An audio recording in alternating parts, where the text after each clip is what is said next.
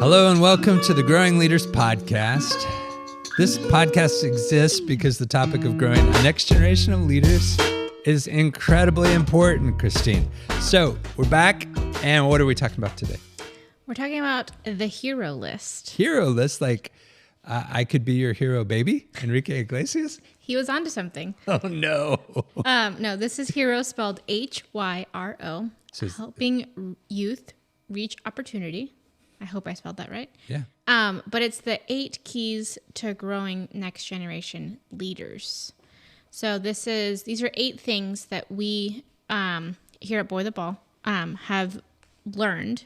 They are evidence-based, but it's things we've kind of learned along the way that are essential to developing young people, young leaders, really all people anyone who grows up to be a fully formed adult needs these things. And so I'm just going to go down the list really quickly. Sure. Yeah. So it's developmental relationships, family engagement, vision and purpose, lifelong learners, bridges to opportunity, so building bridges, webs of support, youth engagement, but really youth as change makers, right. And then building developmental assets. Yeah, and today we're going to have our friend, our guest, Dr. Michael Karcher, who is really, if you care anything about youth development, he's one of the heroes in youth development. He's been the co-editor of the Handbook on Youth Mentoring. He's everywhere, and he's known. But we're going to have him on, and one of the things he's going to do is challenge our order. He wants the order to go differently. I know it. He's told me he's going to do it. So what's great about this list that you've got here, these HYRO pillars for positive youth development, is that these are really big deals for all of us who care about developing young people. And they're really good tools that if we pay attention to these, they'll produce what we want. A lot of us are like, we can't develop the next generation of leaders. We're struggling so much. But then we don't pay attention to the tools and the things we need to know to do so. It's like a farmer saying, I never have any good crops. My family, we're going to have to sell the farm, but never actually paying attention to how you produce crops, right? Right. Yeah, I think some of the things that we'll probably talk about as we get into it, but as like the ecosystem of a young person, like no one is developed in a vacuum. That's right. Like there's these external things that lead to also the development of the internal man or the internal person. And so these 8 pillars, these keys are things that help develop both of those things and are essential. Like family engagement is really important and something that's often missed in all forms of youth programming or even youth ministry, where like you can silo a young person away from their family and they get so excited about your youth group, but then they like hate going back home. But what if you were helping develop not just that person, but engaging the whole family into a healthy place of development? And so I think the conversation in moments may be a little academic or maybe seem like kind of really high-level thinking, but it's a really important conversation for anyone involved in the development of the next generation, whether you're a pastor, a youth pastor, or a young person yourself, someone in a business. These are all things that we are all a part of young people's ecosystems, whether we're a business in their community, whether we're their teacher, whether we're someone in their church, we're all in some capacity a part of their ecosystem. And so how are we engaging these things to develop the young people around us? Yeah, you're right. So if you are a parent and you're listening to this list is for you. And you may be a little bit turned off or not connect emotionally immediately when you hear these topics. And even as you get into Dr. Karcher, he's a guy who can use some big words, and he'll use words like systems, and he'll ecological systems and all kinds of, or internal and external. And you'll wonder what he means. But I would say this to you, wade into the water. And there's only 8 of these things, but get good at these things. Like give yourself to these things. If you're a parent, get into these things. And these are tools that will really, really help you. But also, if you are somebody who either works within a business or you're a business owner or you're just in the marketplace, but you're trying to hire people, you're trying to develop people, or you're trying to manage people, or you're even trying to reach customers and connect with them, again, these are just incredibly important tools. And you may say, how do we know they're so important? And we'd say a few things. One is We've been doing this for 21 years. We've had a chance, by God's grace, to get to work with tens of thousands of young people in many different cultures. And we just say to you, we've seen them over and over again. What Dr. Karcher brings is another perspective, which is academically really doing the studies and the in-depth research.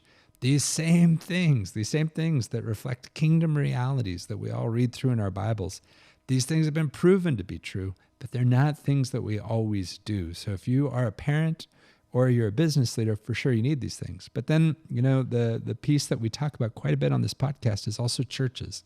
Churches are really struggling to reach a next generation of leaders and then to develop leaders if they get them. And I would just say within this list is the why. Like, this is, if you're looking for secret sauce of this podcast, of what it would do, what it would take to turn this around, these are those things. And so if you start to feel like you've waded into the water and you're not enjoying it, just remember what it was like when you learned to swim. It's a little awkward for a little while. You probably get a little bit of chlorine up your nose. We'll try to minimize the chlorine going up your nose, and we'll keep hitting on these over time and continue to create resources for you that you can find on the HYRO Hub, HYROHUB.com, to help you. And then finally, if you're a young person, grab these too. Make sure you've got these. Let them be a checklist for you and get them in your life. What else do we need to say before we go on to I think Mike? Mike's waiting for us in the waiting room, so we just got to jump to it. All right. Okay, we're here today with our good friend, Dr. Michael Karcher. And Mike, it is really, really great to have you on. This is the Growing Leaders podcast. So it's a podcast that helps everybody who's trying to really develop a next generation of leaders, including young people themselves, help them like kind of talk or be exposed to the people and the ideas and the things that will help them. So it's great to have you on today. Thanks. Glad to be here. Yeah. So I met you. We were talking about this yesterday as we were meeting with a colleague. I met you, I think it was in 2005. No, it would have had to be in like 2008. So I think you are right. But it's been about coming up on 15 years. And I met you because at the time, Boy with the Ball was working in a slum in Latin America, and we had met the Intel Corporation, met a representative of the Intel Corporation. They wanted to help us create an online evaluation database, but we didn't know how to measure things and what to measure. So I went looking for academics, people who cared about young people very much. And I ended up in Washington, D.C., and I didn't find many academics there, but I found people pointing to academics. And then I ended up in the office of one of your friends, Michael Nekula. Is that right? Nekula, yeah. Nekula. And he was at that time at Harvard, and he was talking so much about you, which was great because he said you were in San Antonio at the University of Texas, San Antonio, and that's where Boy with the Ball was from. So on my trip, later in the trip, I ended up in San Antonio, walked into your office, and had one of the great conversations I've ever had about young people. And at the end of it, you gave me the Handbook on Youth Mentoring, which you're a co-editor of.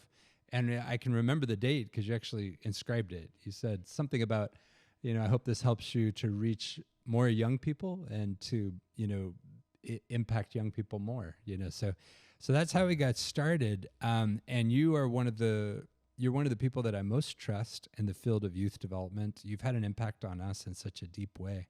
But I thought it'd be kind of fun for people to get to know you better. To first of all, just ask you the question, why do you care about young people? I'm sorry, I'm thinking of that interview with Maurice Sendak. Yeah. Where Stephen Colbert interviewed him. And they said, "Why do you write children's books?" And he said, "I don't write children's books. I write books," and people say those are for children.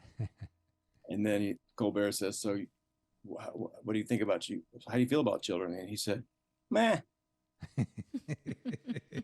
He said, "They're better than adults." I really can't stand. I love that interview. Yeah. I don't know. I think I wanted to be a child psychologist because I had a great one as a kid. But then Mike Nekula introduced me to the research bug, and I caught it, and I got really excited about that, even though I'm not a great writer, but I like ideas. So I shifted from training to be a child psychologist to being a researcher of child development. And then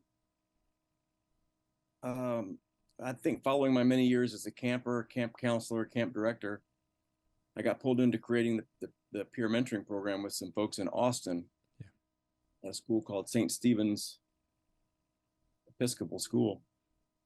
And that just sort of took off. Yeah. And I've been watching kids and working with kids, but more recently working with people who work with kids, and trying to think about what are best ways to guide that. And I think mentoring is mentoring is a wild thing to want to know more about and want to help, because everybody thinks it's so easy. Yes. And it's Achilles' heel. Nobody really realizes that there are processes related to relationship development that are dependent upon the kids and the mentors involved, but nobody understands the degree of support and infrastructure that a match needs. So we're really kind of way behind. But unfortunately, the world thinks they know relationships, and people think they had a mentor or can be a mentor, without really stepping back and saying, what is a mentor, and how do you help kids, and how do kids use adults to leverage their futures? And I find those just to be fascinating questions. Sure. Yeah. No, me too. You started, so you get out of high school. Where'd you do your undergrad, and why did you choose there? I'm a fighting Roo. I'm a fighting Roo from Austin College. That's what I was going to say. And I'd love to say that I handpicked Austin College over a dozen universities that were fighting for me. But the fact is, I didn't really think about college at all. I went up for Roo weekend because two of my buddies were pre-med, pre-law, and heard this was a great school. And while we were there for this, what was effectively a party weekend, they had us fill out applications. And Smart. then I know, I locked us in a room and had us fill out applications. And that was the only place I applied to and for. I had a great senior year. Wow. And it wasn't until they called my high school to get some clarification on what I put on the application. Like I said, I was in the third quarter of my class, like just at the edge of the third and fourth quarter. But I think I was supposed to say first and second quarter, but anyway, that's where I went. I kind of fluked into that. What did you study? Psychology and business. Oh, okay. And you go from there to, was it UT, or what would you go to next? Well, I did some prevention work for a year in the schools for 2 years, a year and a half in North Texas. Worked with a school district, and they were implementing, drug abuse prevention programs and other kind of curriculum-based activities in schools. And so I was interested in that prevention stuff. And so I applied to the master's program at Harvard in prevention programs. I did that, and then went to UT Austin for a doctorate in counseling psychology, and then went to Harvard for a doctorate in developmental psychology. Okay. There's a little more in there, but how did Wisconsin fit into all that? Well, it was my first academic job. So as soon as I got done with my residency at the Health Science Center here in San Antonio, where I grew up, that was the best job I got in the field. So I took it and ran. Okay. And then it's at Wisconsin that you met your lovely wife, right? Is that right? Yep. And also where we set up the second camp program. Sure. Cross-age mentoring program, which is big for us because it's turned into Boy the Balls Velocity program, which has been implemented in San Antonio, in Atlanta, now in Kenya as well. Some other big things that are important about you. You have some children. Yeah, great children. One's about to go to college, and he's put a lot more effort into selecting and planning college than I did. And then I got a 15-year-old. No, he keeps telling me he's 14. I have a 14-year-old boy and who's just like me, and then a 11-year-old girl who's a little like me. That's great. This is the other really important thing to say about you. Your favorite movie, is it still The Jungle Book? You know what? This is interesting. I do love the Jungle Book. Um, but you know what I really like now? What's that? I'm scared to ask this, but yes, what?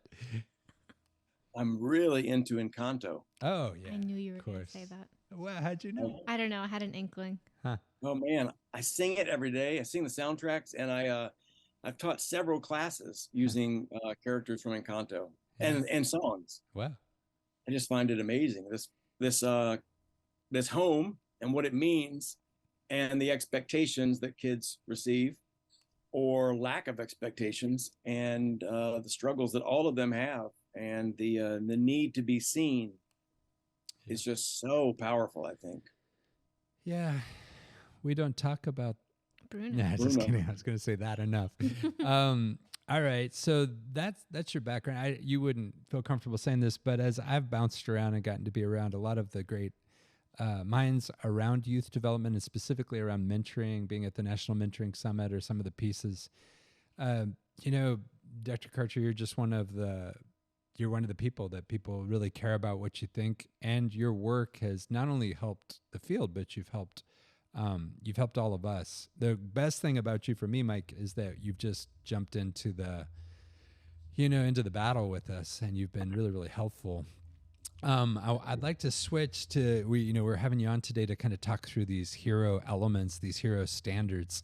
But before we do that, I'd love you to tell a story, because I tell this story all the time just from hearing you tell about it. But what's the story about when the students gather around Yuri Bronfenbrenner towards the end of his career? Yeah, tell that story. And that's an awesome story. And I was told that by Steve Hamilton, who is one of the grandfathers of mentoring research. And he worked at Cornell with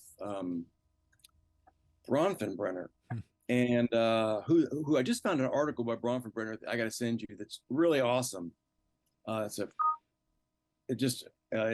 made me fall back in love with him. But anyway, at the end of his career, they had like a banquet, but they had all these speakers from literally around the world who were talking about the different things he had done and the research and what he contributed to the field and what a unique perspective and just big stuff, and then they planned lots of time at the end of, after everybody had done their separate talks, for him to, summarize his 40 years of research and productivity and contributions and give highlights of what was most important. And he got up and he kind of slowly walked over to the podium. And I'm told that he went up to the podium and he said, tapped on the podium, make sure it was working. And the introduction was, tell us, everything you know about what it takes to foster healthy youth development. And he tapped on the podium and said, someone's got to be crazy about the kid. And then he walked in back and he sat down, and that was it. Yeah. And that's the thing that I think is so true. And if you were going to try to distill everything, he's right. Mm-hmm. And yet, if you are crazy about kids, you learn as much as you can about how to do it well, which is what you've really pushed towards, evidence-based best practices. And we've learned a lot from you. Boy the Ball recently, because of our work, we work in 10 different sites in 5 different countries, and we're growing. Our goal is to be in 30 sites by 2030.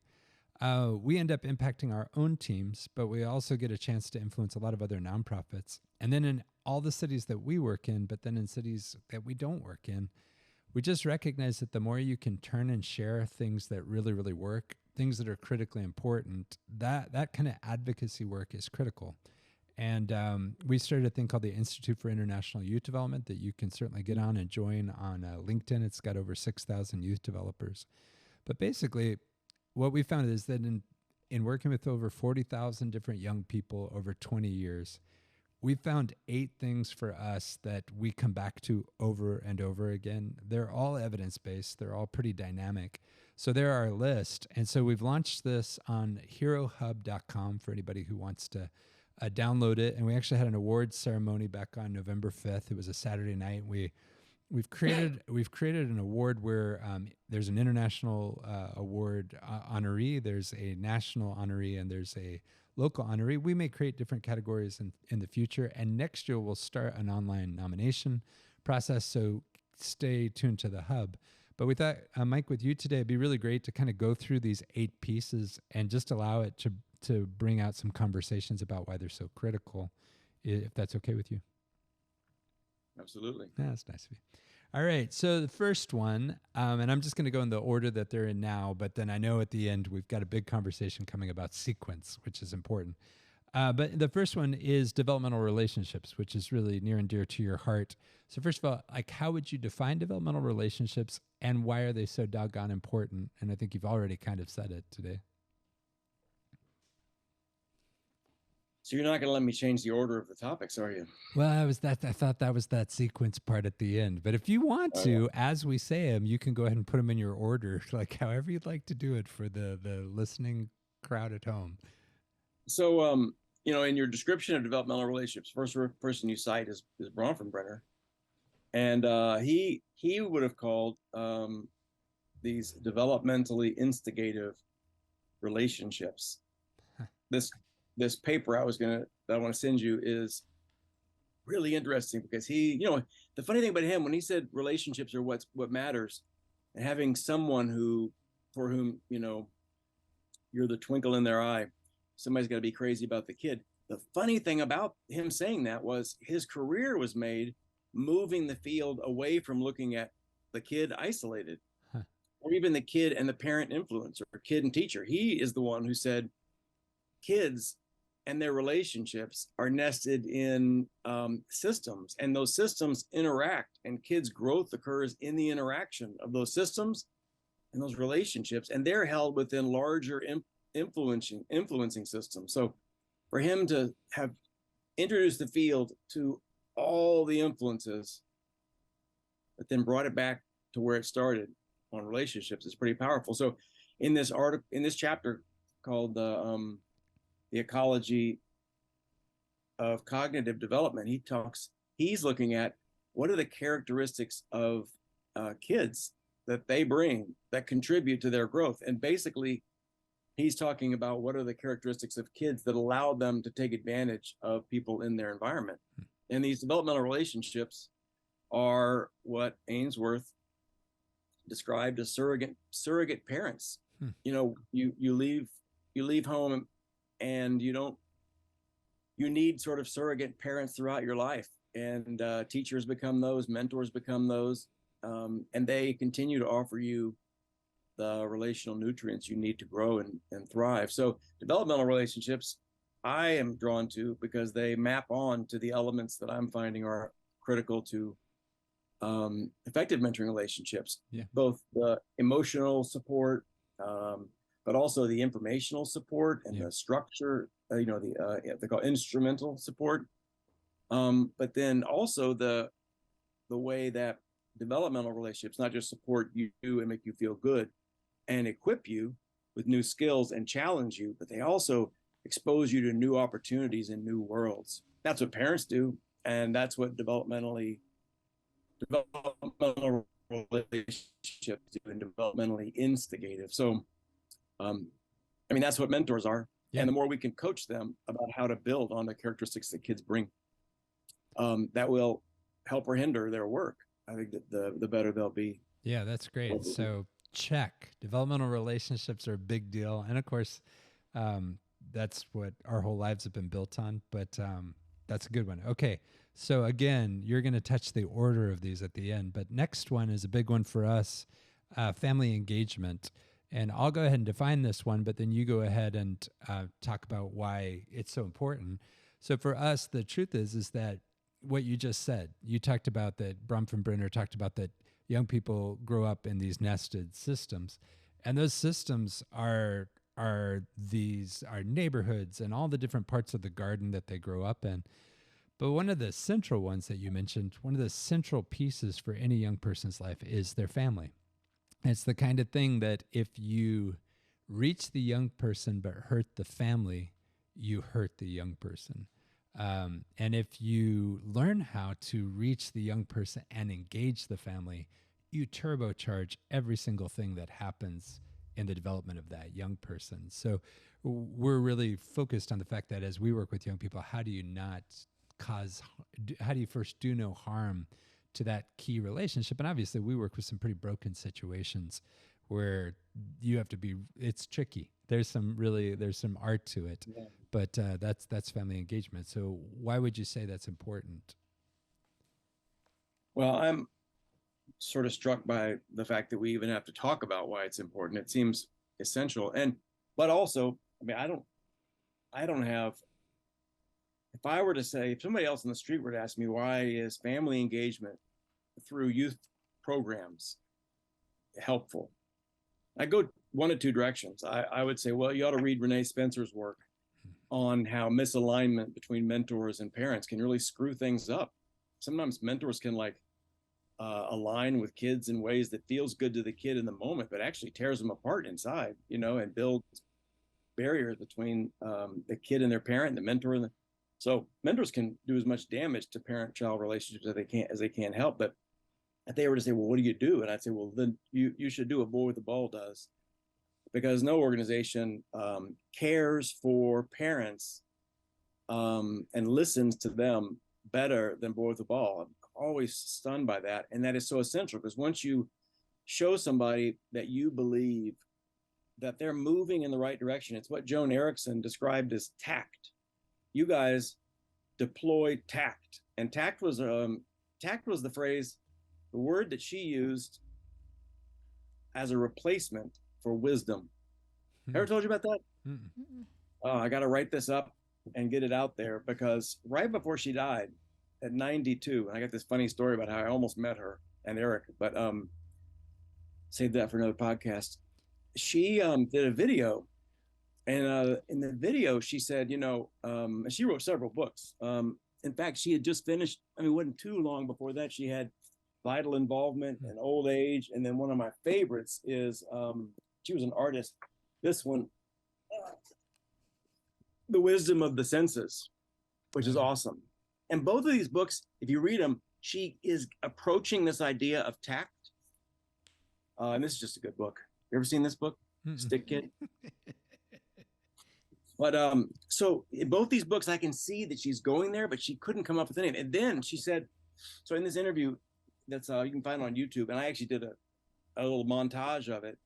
She said, I wanted to make this video because I'm basically too tired to write. And I realize now that Eric and I got it wrong. We identified the last stage of integrity versus despair as resulting in the what they call the virtue of wisdom. But she said, now that I'm here, I realize that's not it. What's it? But the way she got there, she said, I looked up the word integrity. So integrity versus despair is the stage. And I'm suggesting that, I'm sorry, my phone's going off. So she said, I looked up integrity in this big dictionary and went through all this stuff. And then she found that one interpretation of it is tact. And she likes tactile. She's an artist who did weaving and art. Anyway, she said, integrity in old age basically is not wisdom. It's not telling people what you know, what you learned. It's being able to sit with and be present with people in a way that they feel understood and valued and befriended, and in a way that leaves them feeling that the person they were with, the tactful person, really encourages them to move in the direction that they know they need to go. Doesn't use wisdom to say where you should go.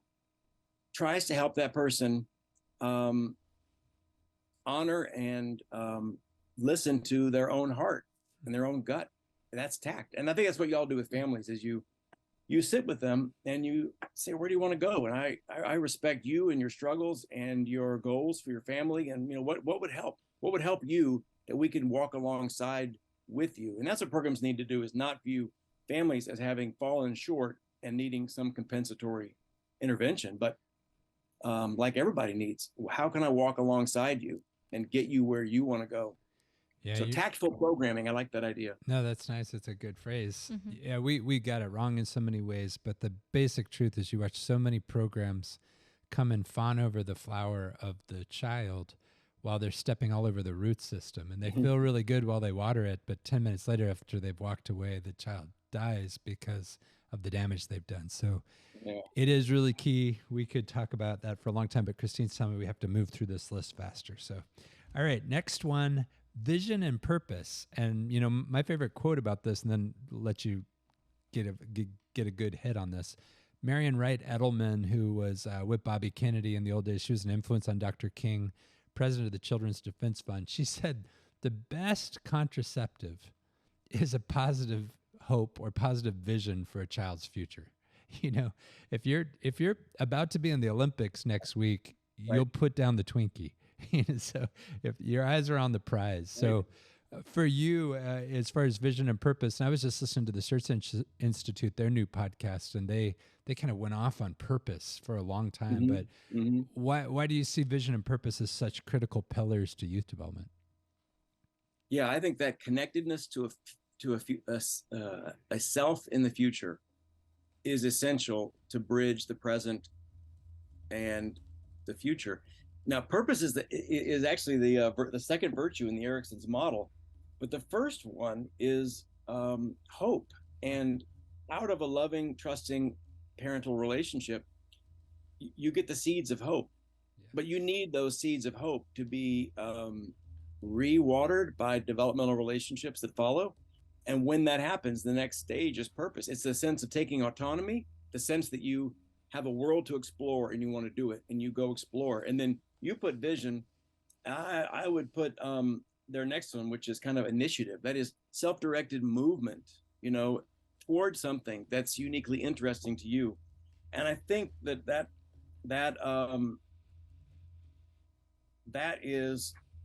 comes together with the next couple, the forging of an identity, right?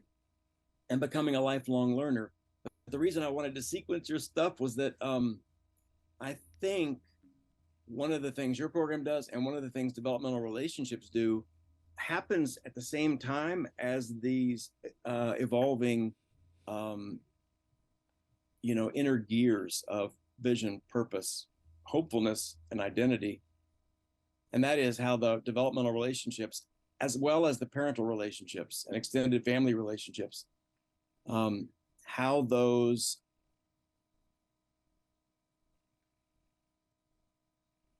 introduce kids to new worlds, and show them bridges into new worlds, how you move from one world to another with hope and trust that there will be receptive, loving people in those contexts, you know? Yeah, well, let's go ahead and layer in sequence now. We'll save time by doing this. So you would say it should start with family engagement.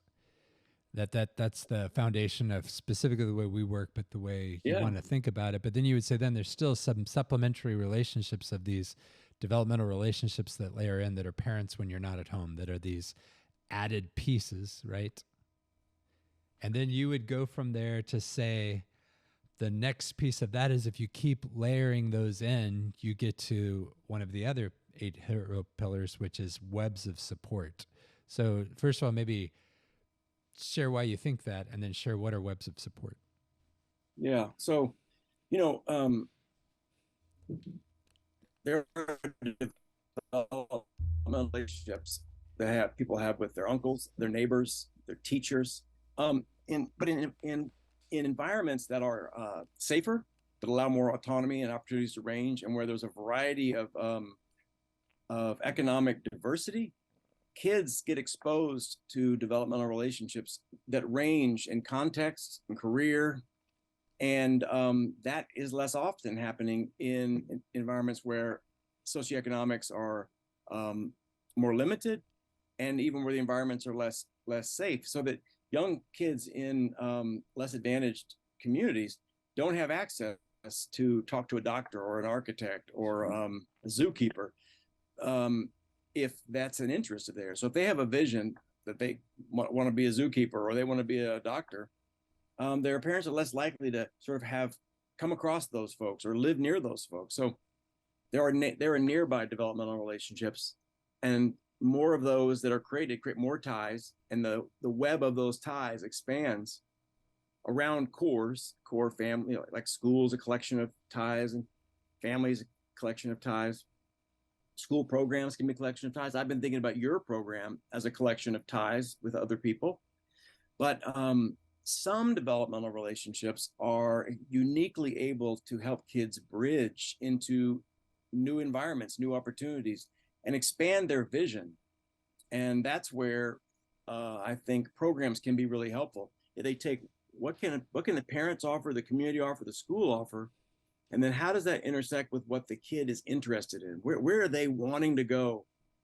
And could a program tactfully offer relationships and opportunities and challenge to youth that allow them to go beyond the periphery? And this is where Varga and Zaff, who've written about the webs of support, they highlight that it's at the outer edges, like the dendrites of the web, where growth occurs. It's at the edge where you don't have any ties in the world of STEM.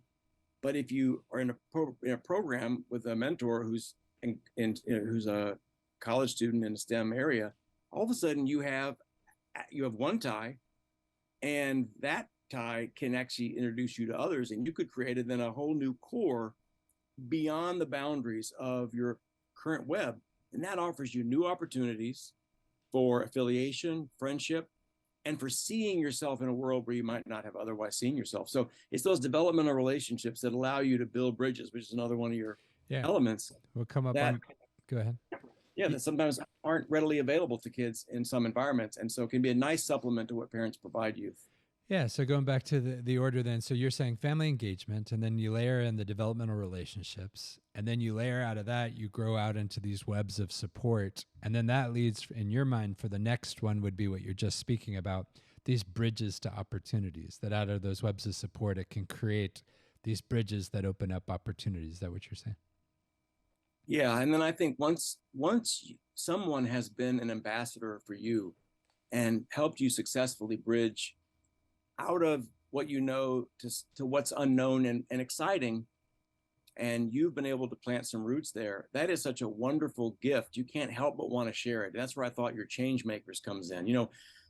Parents do this, but when people show you that you can go places that you didn't think you could go, and you would find people who like you, love you, support you, encourage you, challenge you, and offer you new opportunities, you can't help but want to it's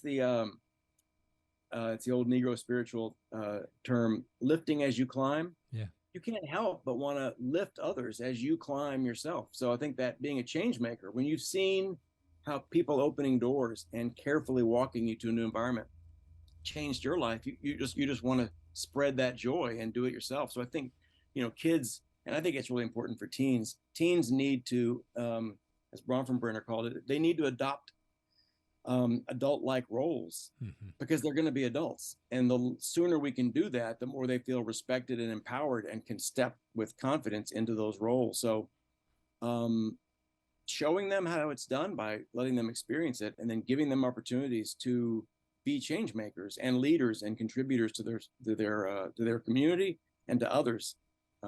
That's the whole deal. And you see something really cool there is if somebody has stepped into their life and become important as a change maker in their life, not only does it change them and allow them to not only survive but flourish, but then now it's almost in them, this need for because now they see as their role model, as their imago, they see, I've got to go and do that same thing now, because that's what it means to be a great person. Yeah. And so you've almost created two change makers by making change in one person's life, Yeah, that ripple effect, it's almost like a positive virus. You just can't help but spread it to people through your enthusiasm and your joy, and through just reciprocating the care you've been given. Too soon, Happy Mike. germs. Just too soon. All right, so you go from from webs of support to bridges to opportunities, from that to either youth engagement, or we really like to say youth as change makers. So then the next one is lifelong learners. And why would you put that next? I don't know that that's next. I think that happens in parallel with the change makers, because those change makers want to create the world. They want to they want to equip themselves to achieve their vision and their purpose, to achieve their identity, and they know they can do it because they've been introduced to that environment. They've seen how you can bridge in a new world. So once folks know what they want to do, and that the world wants them to do it, they want to learn, and they also establish a commitment to the standard conventions of society. I think there are a lot of kids, for a variety of reasons, whether adverse experiences at home or in their community, or discrimination and prejudice that they've encountered or observed, lead them to not trust the conventional institutions of society. And moving them toward that is critical. And being able to think, I want to create the world and better the world through my contribution to it. I think that goes parallel. I got to equip myself for this. Yeah. And I can change the world to make it better for other people and to help others avoid some of the discouraging experiences that I had. Yeah. It goes both ways, you know? Yeah. So again, we'll just do the list one more time. So from family engagement to number 2, developmental relationships, to number 3, expanding into webs of support, to that leading to number 4, bridges to opportunities, to that bringing about vision and purpose, and then change makers, youth as change makers, which then triggers, as you just said so clearly, them becoming lifelong learners.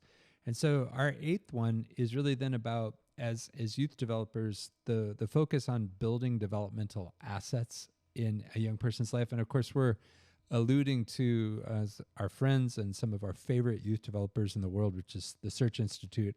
And they came up with this 40 developmental assets, 20 are external, 20 are internal, where they just did more research and more intentional, they just did a great job at capturing these pieces that are very, very much evidence-backed. But so you would say then out of these first 7, start to develop these developmental assets and other things as well. But how would you put in the 40 developmental assets? I'd say 2 things. One, your group of 8, let's call it 7, because the 8th one is actually developmental assets. That's but right. They do what the assets do. They actually look at internal and external assets. You know, the identity, the vision, the purpose. Those things are internal assets. Yeah. The developmental relationships, the family engagement, and even assistance, the webs of support for sure. Those are all external assets. I'm writing this chapter right now, and I was communicating with Peter Scales, who's the probably the person living today who's written most on developmental assets. I mean, most of the books are by him. And I wrote him and I said, I'm writing a chapter on mentoring. And am I stupid? Because I have all your books and I've read many of your articles, but I don't see where you guys talk about how external assets lead to internal assets. It seems either obvious. So either I'm dumb or you're dumb. Which is it? And he liked that. he wrote back, I think he wrote back, "You're not dumb."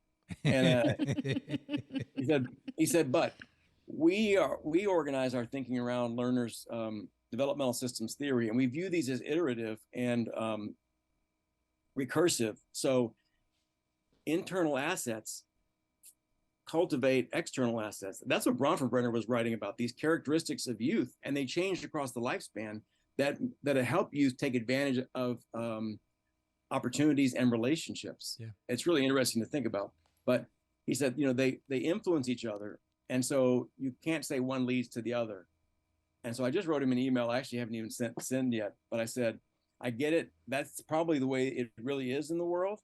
So I'll say that, but I'm also going to say, yes, but I'm talking to mentors, and their primary thing they can do is foster various external assets,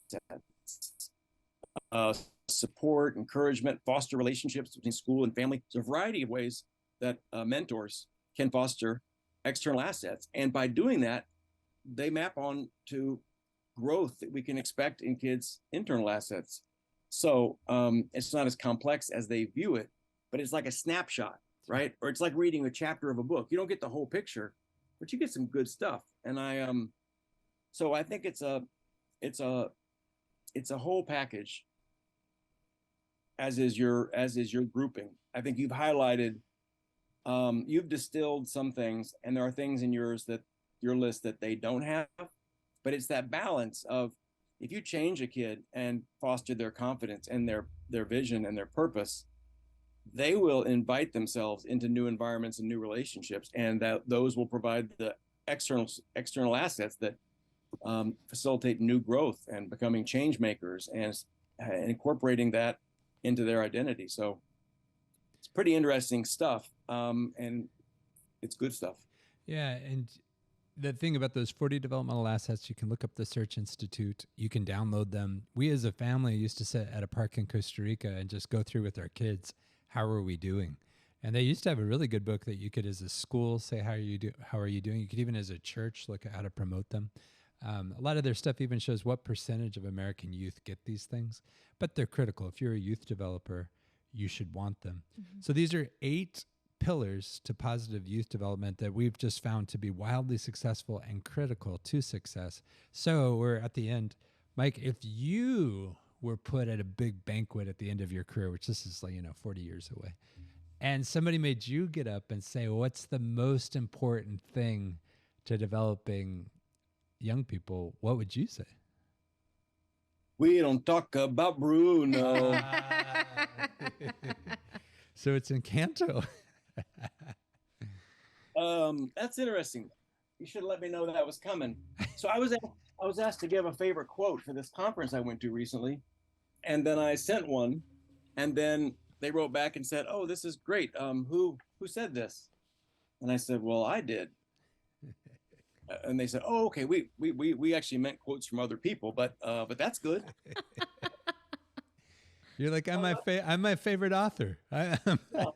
You should hear the things I say. I don't read much. That's not true. But I don't even see it. It's on my desk somewhere because they sent this cool little booklet of these things. So I don't remember what it was. Summarize it.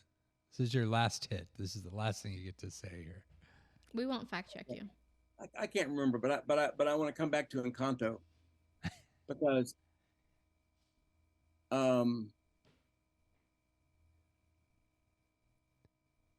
Mirabel is amazing because she speaks truth. And just like Bruno, she gets pushed away and discouraged because she speaks truth. And that happens in our life. That happens in life today. And it takes people who know the truth of what kids need and try to give it to them. And Mirabel did that with her sisters, and it caused some difficulty for the family but ultimately it made the family stronger by helping all of the people bring themselves fully into their relationships with each other and help them to be seen. Yeah. I get choked up. So I think, the song, All of You, is the real song about Bruno, where people realize we're good and bad and everybody's got struggles. And what we got to do is bring ourselves fully into relationships. And we need to create a world where that's modeled and people can experience that in small doses or big doses, that all of them is acceptable. And even the ways where they need to push reality in our face, because that's how the world has progressed, is when people have said enough, and we need loving people who will say, who will be tactful and say, this is where you feel called to speak. And I encourage you to go forward with the message that you have. That's great. Well, welcome back, everyone. It's great to have Mike with us. Yes. Jamie, what are your initial takeaways? We said a lot of things in a lot of things in a short amount of time. Yeah. My first thing that I would say, and this is just not so enticing, I know, is eat your spinach. My thing I would say is you listen to these kind of things and you listen to an academic speak, which Dr. Karcher, he's a true youth developer. He's been in the field. He's been in churches, but yeah, he's coming at it with some $25,000 words. What I would say is, like, it's so easy for us these days to listen to podcasts, to look for things that we just love. And we go from pretty song to pretty song and, movie scene to movie scene or movie clip to movie clip. And, we could look through your YouTube search and that's what you find. But I would say one of the things that's going to make you a great leader or make you develop great leaders is go find the things that are right, even if they're terribly uncomfortable or even a little bit foreign, and just go deeper and go deeper. And so what's really great about each of these 8 developmental assets, and I really appreciated Dr. Karcher reordering them, where he put family engagement first, leading to developmental relationships, leading to webs of support, that creates bridges to opportunities, which forms vision and purpose.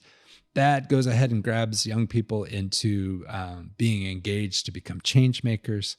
And after that, now they have to keep learning and learning as lifelong learners to keep growing in these things. And all of these things produce the developmental assets.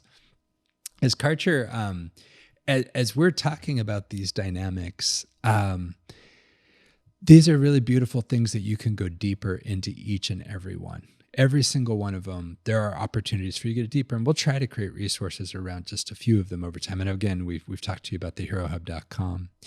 So I appreciated all of it. You can just cut a piece of his finger off, and what pours out is like the history of youth development, which is a really, really big deal. I'll say this really quickly, is that youth development really didn't exist until the 1900s because families did it all. Most people lived in agricultural settings. In fact, some of the first youth development was 4-H, which was trying to develop future farmers, was really trying to get in there because you needed a little bit of help to develop farmers. What really happened is right around the time that everybody starts going to the cities, because you didn't have to work in the farms. As they go to cities, a lot of kids would get in trouble and end up on the streets. So Charles Dickens, Salvation Army, you see them really working to try to help kids in cities. And that's also where YMCA with D.L. Moody and other groups come. So that's a first level. But what really, really happens that really gets youth development, the need for youth development going, is the Great Depression. In the Great Depression, we needed young people not to be working. So we created the high school movement, and we pushed everybody into schools, which is great. There's so many great things that happened out of that. But it created a byproduct, which was youth culture, which wasn't so great. And that culminates, of course, with Elvis and the Beatles. But when you put young people together so much without as many caring adults within the system of education, it also created some byproducts like gangs and violence and things like specifically drug addiction. So by the time that you get to the 60s and 70s, people were worried about prevention.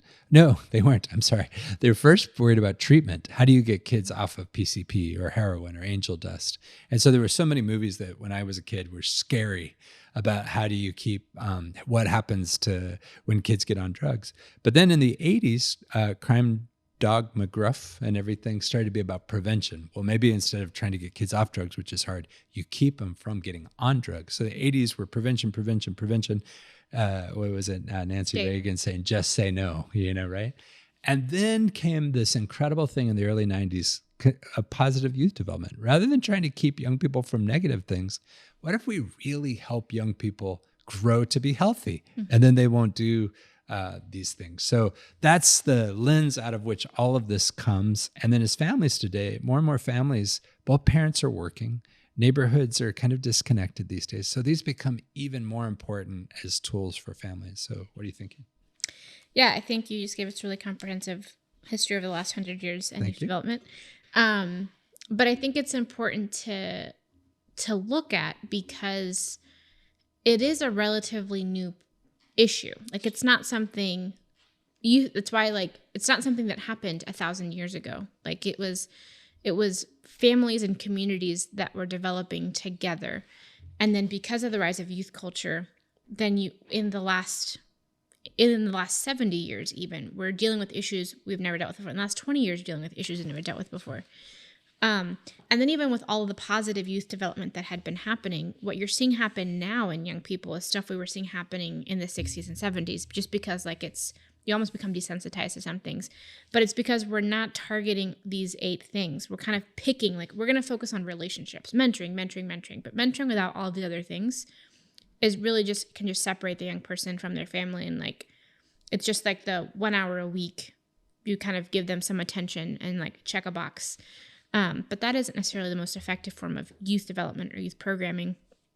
And so I think it's a really important conversation. And how do we, if a young person is a flower, for instance, in a garden, how do we develop the entire garden and not just fawn over this one flower and like just focus on this one flower, but like the ecosystem, the root structure and the surrounding weeds, and then like pollination comes from other flowers, and like which leads to healthier flowers and more flowers, and like things kind of growing and flourishing all around. And so I think these 8 pieces do that, like bridging. One of the things that Karcher mentioned as we were talking about the webs of support, there is a lack of access in poverty, and people often associate poverty with money. But actually, like the poverty of relationship in someone's life, where you don't have access to people that look different than you or think different than you or experience something different than you, is a great poverty, because then you never see the possibility of something ever being different. You never have access to and literally anything else. And sometimes a teacher can do that or a doctor can do that. But just someone from the outside that has lived a different life than you, the shared experience of the differentness is really huge and was essential in my development. And that it does create those bridges where it's like, I remember so many kids on the south side of San Antonio when we first started Velocity, they'd never left the south side of San Antonio to go to the north side or even like downtown, like north of downtown. And then after going through 4 years of Velocity, even somewhere in 3 years of Velocity, they ended up in universities across the state. And it was that was life-changing for their families. And a lot of that was because they had mentors and university volunteers that came from those universities, or they thought for the first time, they were experienced the opportunity of dreaming bigger, which goes to that vision and purpose where it's like, it creates opportunity of just like otherness, like anything could be possible, and not like wafty, like, oh, anything's possible, but more just like practically speaking, they don't just have to work at the grocery store. They could be something else. But it takes meeting someone that's done something else to do that. Yeah, it does. It takes that. We've really been blessed in our work over the years with young people to see these things lead to not just good things, not just having enough leaders, but to actually see it explode things. Like we've seen programs that have used these 8 pillars in dropout factory schools where 50% of the students are graduating. And we've seen in an intervention or in an effort, we've seen 100% of the students graduate, 95% going to college. We got to go into Costa Rica with Boy the Ball, and we got to be a part of going into a squatter settlement where the average level of education was 3rd grade. Nobody had ever graduated from high school. And then we saw these things come in, and we saw the first young person graduate from high school, then 10 graduate from high school, then everybody. And we saw an entire slum rise out of poverty. So we, as we talk about these, are not just talking about that they're good things that'll help you. We're talking about these are dynamite. These are dynamic pieces that will transform things. And I would say this to you, if you're listening to this and if there's any part of your heart that's provoked by it, please don't feel bad about reaching out to us. If there's any way we can help you, you can email us at info@boywiththeball.com. And we exist for that. We have a conference, the Love Your City conference, that might be interesting to you. So we do exist for that. But then I would say specifically for the different groups that would find this interesting, if you are a parent right now and you're listening to this, or a young person, I would go online to the Search Institute and download their 40 developmental assets, which is the 8th pillar for us. And I would take those home and read them as a family. They have a few books that make them a little clearer, but they're pretty clear. And you'll be surprised. It will help your family. It will revolutionize your family. It'll show you some changes you might need to make, which means it's really, really working. So those two. If you're those 2 groups, I would go towards those resources. If you are a church or you are a marketplace leader, I would really recommend that you go after looking at all of these and starting to look at creative ways that your business can either promote them or that you can find groups that are promoting these and get close to them. And we're finding a lot of businesses coming to us saying, hey, we can't find great employees. And they're looking for really creative ways to work to see that happen. We're also seeing a lot of businesses that we were just talking to our friend Matt Brennan, who used to be with Barnhart Crane and Rigging. He's with another one of their businesses now. But he was saying the other day that they're realizing within their human resources that they've got to do some of this kind of work within their human resources. So you can reach out to us as well. We can kind of direct you to different ideas and different thoughts. But this is the game we're in if you want to reach and develop young leaders. So the game's afoot. It's time to get good at it. And that's really the reason for this podcast. It is. And the last thing I would add to that is, because you highlighted what that is for a church or for a business, but specifically if you are a youth leader, these are things you can build into your youth ministry. Like where it's not just you with all of these young people, but it's you and several people with these young people. And these are things and we're free to discuss any of this with you if you want to reach out to us. But these are things you can build into your youth ministry and the extra efforts or extra pieces of your youth ministry as well.